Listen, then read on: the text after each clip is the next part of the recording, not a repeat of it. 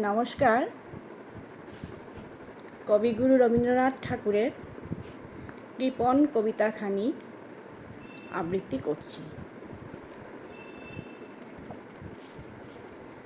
আমি ভিক্ষে করে ফিরতেছিলেম গ্রামের পথে পথে, তুমি তখন চলেছিলে তোমার স্বর্ণরথে। অপূর্ব এক স্বপ্নসম লাগতেছিল চক্ষে মম। কি বিচিত্র শোভা তোমার, কি বিচিত্র সাজ। আমি মনে ভাবতেছিলেম এ কোন মহারাজ।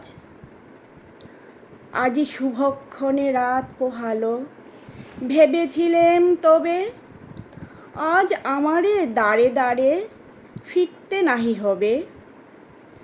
বাহির হতে নাহি হতে কাহার দেখা পেলেম পথে।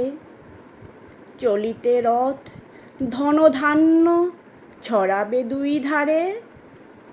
মুঠা মুঠা কুড়িয়ে নেব ভারে ভারে। দেখি সহসা রথ থেমে গেল আমার কাছে এসে। আমার মুখপানে চেয়ে নামলে তুমি হেসে। দেখে মুখের প্রসন্নতা জড়িয়ে গেল সকল ব্যথা। হেনকালে কিসের লাগি তুমি অকস্মাৎ। আমায় কিছু দাও গো বলে বাড়িয়ে দিলে হাত। মরি একই কথা রাজাধিরাজ, আমায় দাও গো কিছু।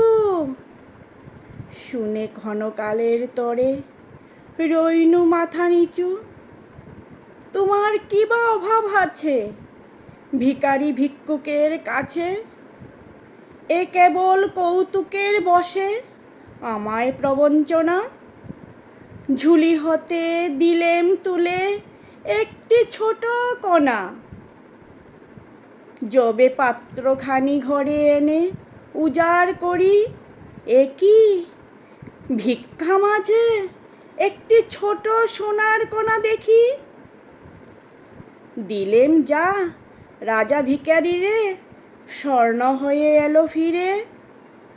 তখন কাঁদি চোখের জলে দুটি নয়ন ভরে। তোমায় কেন দিইনি আমার সকল শূন্য করে। নমস্কার।